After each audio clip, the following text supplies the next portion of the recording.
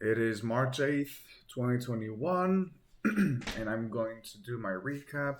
But it's been another good day. Uh, so, I always have like this bad taste in my mouth many times where I know I could have done better. There's some things I could have adjusted, but still, it's been a good day. Over $2,000, $2,100, pretty much. So, good day all in all. Some things, like I said, I could have done better. Some partials, I held a bit too long on some positions, but it was a little bit challenging.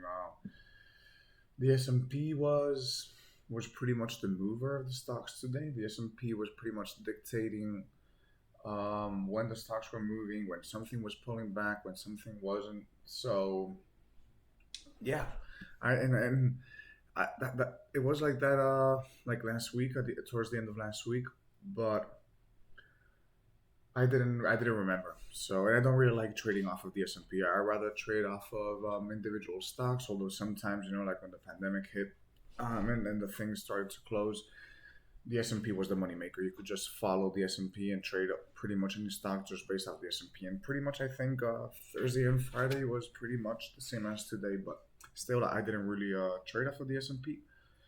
So yeah, take a look at the trades. So I think it's like three winners, one loser. I think. Yeah, my only loser was $5. It says $10 here, but it was like $5 in MARA. In a trade that I was up, I could have taken some partials, but I did want to see more follow through. Didn't take it. It is what it is. So yeah, my first trade of the day was FSR. So I saw FSR, and even pre-market, it was showing that there was a huge buyer here.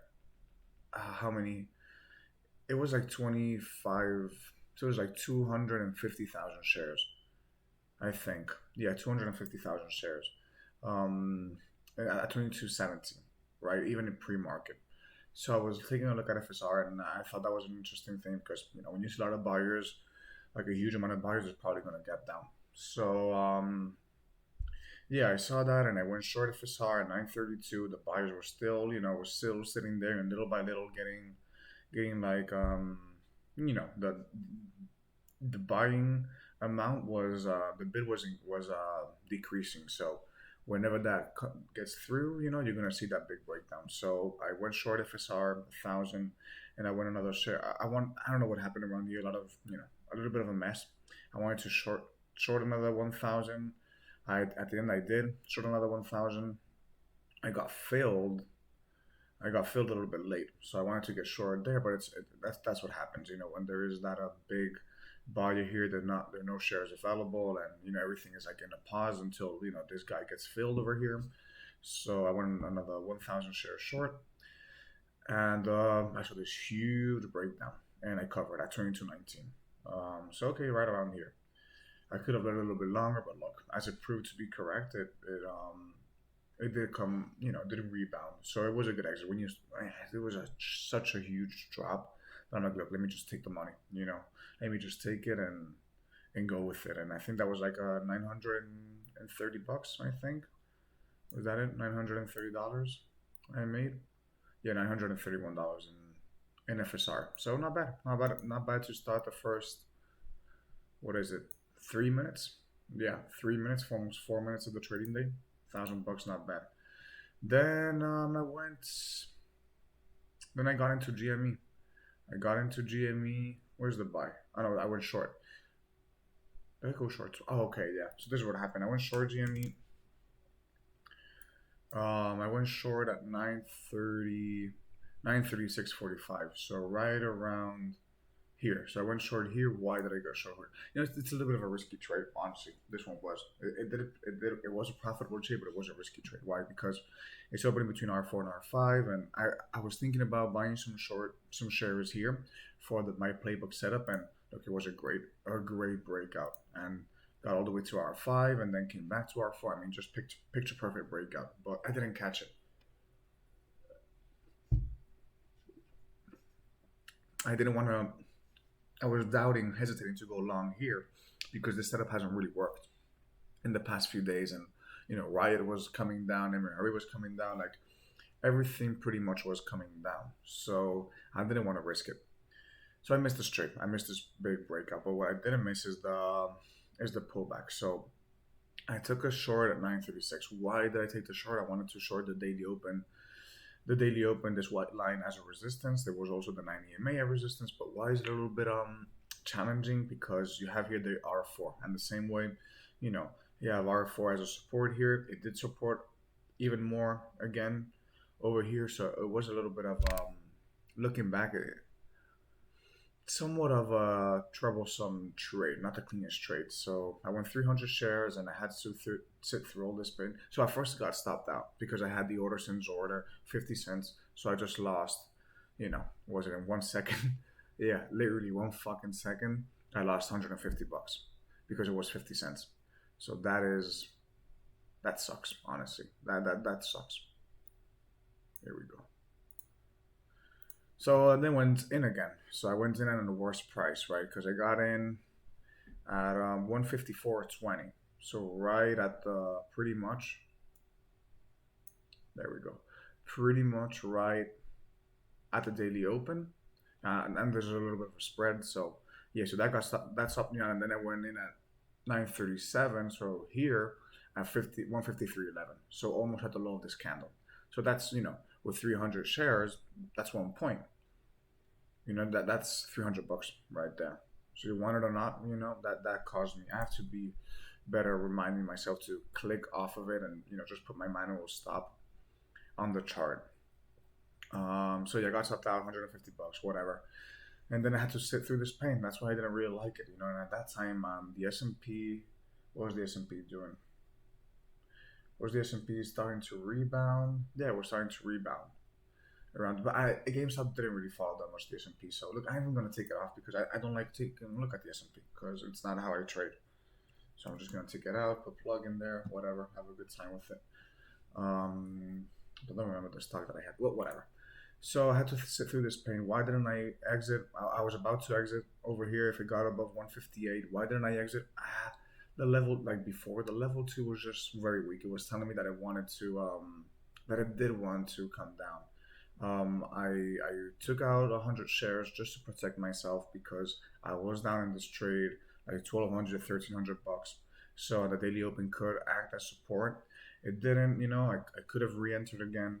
I decided to let it go because, there wasn't clear price action. Although the level 2 was weak, I didn't want to risk it. I was already, up 780 bucks. I'm like, let me not risk it too much. So yeah, it did eventually come down. I took 100 shares, half of my position at 156.93, so a really good exit. And then the rest, I wanted to see if R4 could act as resistance and then see a move to R3. It didn't happen. I put my stop at 151, basically.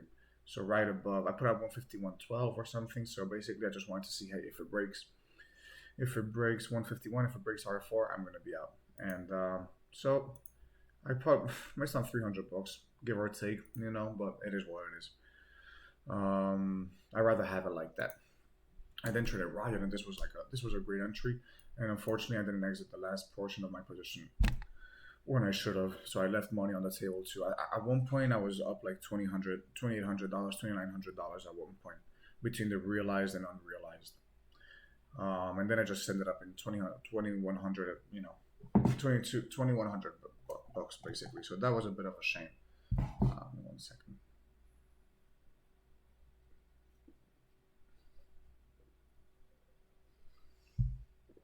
Yeah, so what happened is Riot was gapping down in the beginning of the day. I didn't catch the downside move. But it had this bounce at the previous day close. And then previous day close and it got to R2. So at this point I'm seeing the volume. I'm looking at the volume. I was gonna go short over here. I was hesitating a little bit. I wanted to see how it was playing out. So because everything else was gapping up too at that point, but I wanted to see how it played out. So I was taking a look at the volume. There's like big volume bars. So I'm like, okay, there's a good chance it's gonna pull back. So I went short 1,000 shares at 947. So right over here, 947. So basically just after this candle. So this candle didn't even happen. So I went short at 42.80. So I saw these two candles, shooting star, tremendous shooting star, boom, went short, and it gapped down immediately. I was good at not taking partials too soon. My target, I would have liked the target to be the previous day close. I would have liked that is what I was aiming for. I didn't get that. I covered 200 shares, 41.91 and 41.90. So, okay, so around here, I guess. Around here, right here. 950, 950? Yeah, 950. So in this candle over here, that's where I covered 400 shares. I then covered another 100 shares at 41.72, so around here, and then at 41.78, so around here, and in these two candles here, and then I left 400 shares, and on the 5 minute, I really wanted to see some follow through. Let's see on the 5 minute how it was looking. Yeah, on the 5 minute, it was really looking like it wanted to come down. Like this was, and especially in MRA, it was looking like it wanted to come down. So I was really expecting to see, or hoping to see at least a previous day close, maybe even break. To be honest, that didn't happen. It started pulling all the way back up, and I got out basically at the high 42.73. So it's unfortunate because there I lost. I didn't lose anything, but the opportunity to make another $400 or $300, I didn't take it. So not upset, but yeah. And then you see this huge candle coming all the way down. It is what it is. You cannot catch them, can you? So the hell is that? What is happening? Fast market. Fuck, TD Ameritrade is going crazy. Okay, I mean I have to close it. Wow, damn, that never happened to me before. What? Wow. Okay. Yeah, I'm gonna have to enter again. That's weird. Yeah, that's really weird. That's wow. Okay. Okay, just bear with me 1 second. Yeah, so that's what I did. I covered, and then my last trade was MARA, and yeah, I caught a good move in MARA. I thought this thing was really just gonna crash. Honestly, I really thought MARA and Riot were just gonna come down. I was even thinking about adding shares, and I was telling myself, you have to add, you have to add, you have to add. This is a playbook setup. This is a great setup. And thank goodness I didn't because it didn't work out. It did work out for a second, but then it just didn't. So I went short 30.80 right over here. What time is that? Okay, so I went short at 30.80 and 9.57. So yeah, I went short here. A little bit of a late entry, okay, but it just looked perfect, man. This trade just looked fantastic. You know, it just looked great. So I went short 1,000 shares, 30.80. I had to sit through a little bit of this, but it was so weak. So at this point, I'm like, dude, you have to add, you have to add. And I didn't. But whatever. I saw this big red candle. I didn't take any partials. I wanted to see the previous day close break, you know. So yeah, and then it just came all the way up, and I exited pretty much at break even. That's my only losing trade. It's $5. Although Trader View says it's $10. It's $5. I was $5 on that trade. I'll take it. Could I like partialed a little bit? It could have been $200, $300. It's better. It's better that I didn't. I'm happy that I didn't take any partials because if it broke down, it would see a huge follow through. So that's what I was looking for. All trades are not gonna work. Then could have like gone long and whatnot. Yeah, but I don't like trading based on the S&P 500. I mean, I know it's dictating right now, and you can get maybe some easy trades, but I just don't like it. The S&P 500, it has this huge breakdown here. Not breakdown, but this huge like reversal, and then it finds support, another support, and then it's not very clean moves most of the time. So I would rather not trade based off the S&P 500. Although it's pretty much like giving free trades sometimes. But yeah, look, I'm already up $2,100. I'm happy. It's 10. Finished at 10 o'clock, 10:15. Right, what was my last trade? 10:05, 10:05. Half an hour, $2,000. Obviously, it's much more work than that. and I'm doing the review, and then I'm gonna, manually input the tag trades and so on. So it's much more work than just half an hour. I prepare all day for that half an hour. So yeah, but it's good. I mean, I'm up this month $9,000 this month. $9,000 this month. I mean, that's the best stretch, of green that I've had. Last month I made $9,400 last month, and I'm already up this week. Not last month 94, this week, I mean this month so far, which has been 6 days of trading, I'm up 9,000. So what does this what does this mean? Okay, so I have to beware. That's number one, because now maybe I start to get sloppy. I may start to risk more and be like, okay, I'm already 9,000 up for the month. I can't risk a $2,000 loser. No, that is not a good way of thinking. The way that I got to this $9,000 is by following my game plan, keeping my losses short. So there's no room for that. There's no room for there's no room for, okay, let me lose some more, let me be a little bit sloppy, a little bit what. No. So I'm gonna put myself in the mindset that I'm not up $9,000. I'm not down. I'm just gonna trade. I'm just gonna trade my objectives. It's good to know that you have a good cushion. You're up $9,000. It's good. Am I gonna be more aggressive in some occasions? Well, maybe I am gonna be a little bit more aggressive. Maybe double of my size, 50% more size. That's what I'm gonna do. Maybe, depending on the trade, obviously. So I may do that, but obviously only for the right trade. I'm not gonna start going crazy and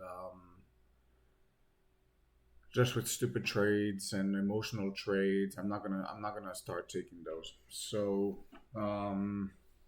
yeah, I'm gonna be careful with those things, and I'm not gonna take for granted that I'm up. I'm gonna stay calm, stay focused, and keep adding to my P&L. That's it. Usually, when you have your best days, you have a good streak. That's when you make the biggest mistakes. So, great example of that. Even in September, which that's when I restarted trading. Although I didn't have the kind of pivot points. I didn't have things still as good as I have them now in a way. And I was I started for me. I started in November. November, that's when things started to pick up, and started to um where I really started to things started to click. I had the Camarilla pivot points, the CCI, although I don't use that anymore. But yeah. So let's look at September. September, this is when I restarted, so I was training really, really, really small, right? But look at this. I had literally 2 red days in the month. 2 red days. But if you pay attention, just don't look at the last day. Don't look at this one. Don't look at the 3,000. I was up like $4,200 or something like that. Just coming back and restarted trading. I was up $4,300, which was a big deal to me then. I had a perfect month. Pretty much my losing day was $60, and you can see small gains, but gains nonetheless. And then I just gave it all the way back the last day before I was gonna go to Mexico to see my girl. Damn, I give it all back. So I was with the tension. I was feeling confident, like, hey, I'm starting to make money again. This and that. Let me just go a little bit bigger, and I made three dumb mistakes. Three trades. Three. I gave back 70% of my profits in one day. After a hell of a streak, I was on a 9-day winning streak. My biggest losing day was $60. So I was on a tremendous streak for me at the time. Then November, and October. I didn't trade for most of October because again I was in Mexico. Trade for half of October, but pretty much not the same. Okay, not the same, but I lost $2,000 here. Again, after having I mean, this doesn't say much to be honest, but in November is the month where I did have a great November. Yeah, so November I had this great streak. It was 6, 7, 8, 9, 10 green days in a row, and then I had a huge you know, losing day. Then I rebounded and I had three great trades, and then I gave back a whole lot of profit too. I closed out the month pretty good, but that goes to show that when you have the hottest streaks, that's when the biggest losers are gonna come. So I'm gonna stay focused. I'm gonna stay calm. Keep with my trading rules with order sends order. I'm gonna walk away if I lose more than $1,000. Take it easy. I'm not gonna take it too hard if I have a red day or if I'm down a certain amount of money. I'm not gonna take it too hard. I'm gonna understand that it's part of the process. So yeah, that's my mindset going into tomorrow and the rest of the week. And if I make a lot of money, that's perfect. But I'm not focused on that. I'm focused on the small objectives and the small goals. So yeah, it's really good, but it is really good. But if I go tomorrow and I lose $2,000 or $3,000, it's not that good anymore. It is not that good anymore. So we have to keep it good, and the way to keep it good is keep your losses small. Don't get emotional with losses, and walk away. Just walk away. Go do something else.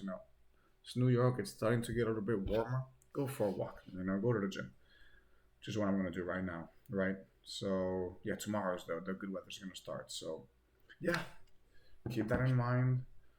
Keep trading well, and don't get too emotional with your losses. It's part of the game. Assume that, and don't let it balloon up if it happens.